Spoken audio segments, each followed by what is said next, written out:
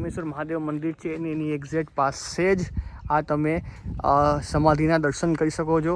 અને હવે જઈએ જો આ ટીટોડીની સમાધિ, જો આ લખ્યું છે ટીટોડીની સમાધિ.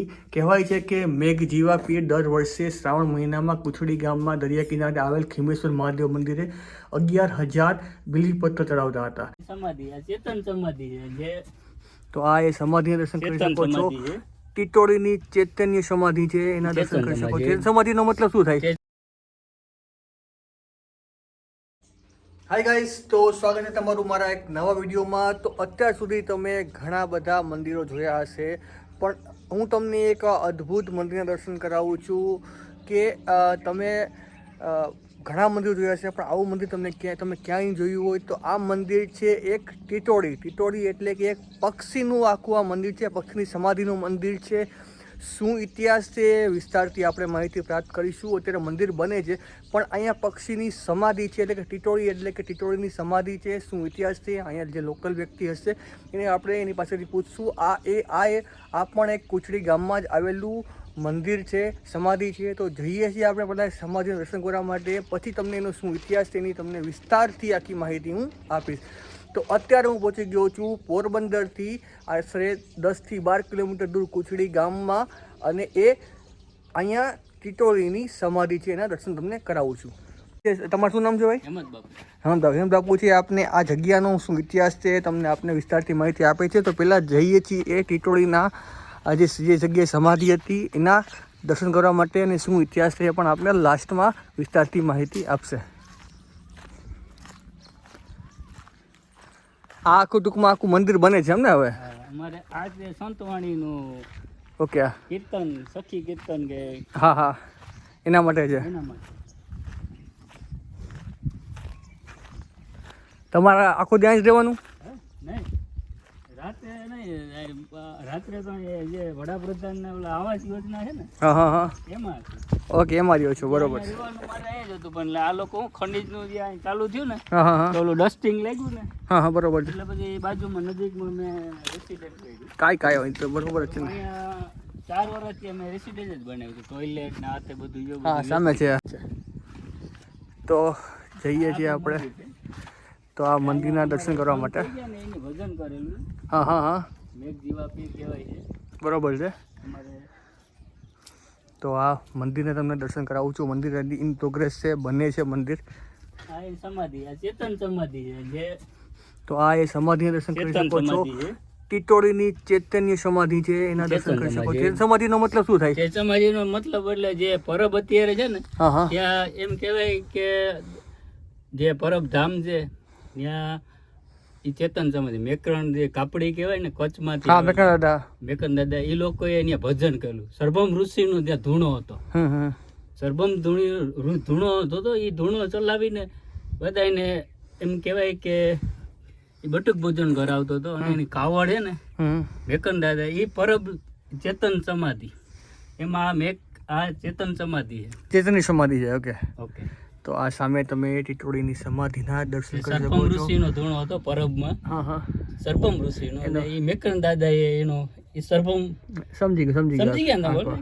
તો આ તમે ચૈતન્ય સમાધિના તમે આ દર્શન કરી શકો છો. ચેતન સમાધિ ઘણા ચેતન સમાધિમાં દર્શન કરી શકો છો. ઘણા મંદિર તમે જોયા હશે, પણ ટીટોડીનું મંદિર અને ટીટોડીની સમાધિ તમે નહીં જોયું હોય તેવું તમે આ દર્શન કરાવું છું. આ ભાઈ આપને વિસ્તારથી છે આખી માહિતી આપે છે.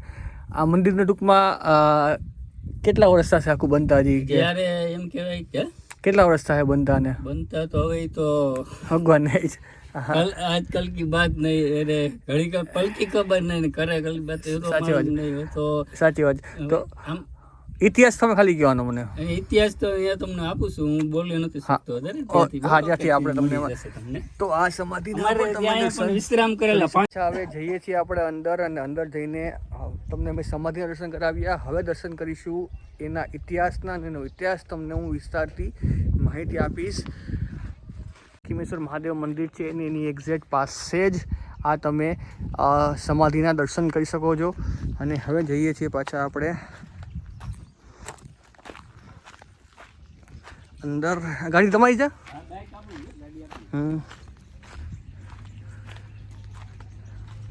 તો અંદર જઈને હું તમને દર્શન કરાવું છું એ સ્થાનના.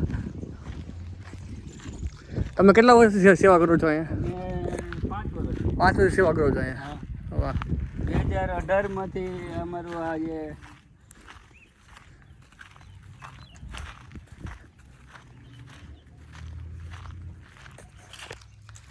તો જઈએ છીએ આપણે પૂજારી જાગૃત સંત શ્રી ભક્ત કવિ મેઘજીવા પીરની મઢોલી. ઓકે, તો અંદર ઇતિહાસ અંદર લખેલો છે ને, તો અંદર જઈએ છીએ આપણે ઇતિહાસના. તમને વાંચીને હું સમજાવું છું. જો આ ટીટોડીની સમાધિ, જો આ લખ્યું છે ટીટોડીની સમાધિ, કહેવાય છે કે મેઘજીવા પીર દર વર્ષે શ્રાવણ મહિનામાં કુછડી ગામમાં દરિયા કિનારે આવેલ ખીમેશ્વર મહાદેવ મંદિરે 11,000 બિલીપત્ર ચડાવતા હતા. કુછડી ગામમાં મેઘજીવા પીરના એક સેવક નાજો ભગત પાંડા વદરા હતો. તેઓ પણ મેઘજીવા પીર સાથે મંદિર જતા. એકવાર મેઘજીવા પીર સાથે મહાદેવના મંદિરે શિવલિંગ ઉપર બિલીપત્ર ચડાવતા ત્યારે એક ટીટોડી ત્યાં આવીને તેમના પાસે બેસી ગઈ અને મેઘજી એવા પીરે ઈશારો કરી નાજા ભગતે ટીટોડીને ઉડાડવા કહ્યું. નાજા ભગતે ટીટોડીને ઉડાડી મૂકી થોડા સમય પછી ફરી ટીટોડી ત્યાં આવીને બેસી ગઈ. ત્યારે નાજા ભગતે મેઘજીવા પીરને કીધું, પીર બાપા, આ કોઈ અલૌકિક જીવ લાગે છે, તે ગુરુબોધ આપો. તો કહેતા ટીટોડી ત્યાંથી ઉડીને બાજુમાં આવેલા વાડીમાં એક નારિયેળના ઉપરથી નાનું નારિયેળ ચાંચમાં ભરાવી પીર બાપા પાસે મૂક્યું. ત્યાં નાજા ભગતે નવાઈ પામતા મેઘજી પીર કહે છે કે પીર બાપા જુઓ તો ખરા, આ ટીટોડી નારિયેળ લઈ આવ્યું છે, ત્યારે હવે તે ગુરુ બોધ આપો. મેઘજી પીરે પૂજા પૂર્ણ કરી ટીટોડીના માથા ઉપર હાથ મૂકી તેના મુખમાં એક ચમચી ચણામૂત મૂકતા ટીટોડીની વાચા ફૂટી. ટીટોડીના દેવળે જતા ભલા સંત ભેટી, ભવસાગર તરવા સદગુરુ તમારી સન્મુખ આવી બેઠી. આટલું બોલી ટીટોડી રામચરણ પામી. મેઘજીવા પીર નાજા ભગત કહે છે કે આ ટીટોડી ઇન્દ્રની પરી હતી. ઓકે, લાખી નામની પરી નામની પરી હતી.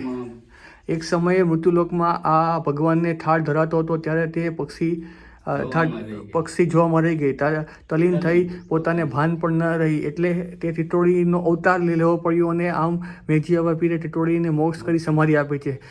તો 11મા દિવસે ટીટોડી પાછળ ભંડારો કર્યો અને 21 પાવડી અરાધી વાણીની રચના કરાય.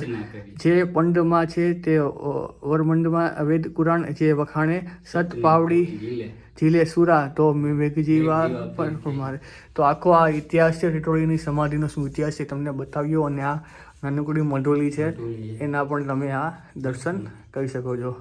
તો આ ભાઈએ તમને સંપૂર્ણ માહિતી. આ જે મહંત કોણ છે આપણે? મહંત હરિભાઈ પીર. ઓકે, હરિભાઈ પીર. અમારે હરિયા પીર થઈ ગયા છે, ઘુમલીમાં થઈ ગયા છે.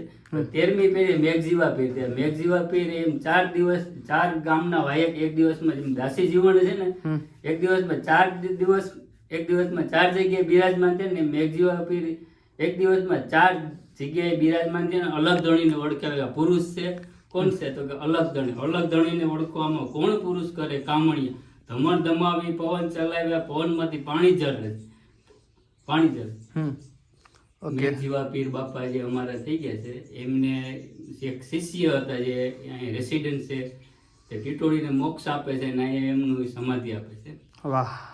આવું તમને પ્રાચીન મંદિર, ઘણા મંદિર જોયા પછી ટીટોડી મંદિર નહીં જોયું, મંદિર દર્શન કરાવ્યા. તો તમને મારો વિડીયો કેવો લાગ્યો હોય નીચે કોમેન્ટ બોક્સમાં જરૂરથી બતાવજો. મળીએ છીએ આવા એક નવા વિડીયો સાથે. તો સૌને એક વાર કરીને મહાદેવ હર.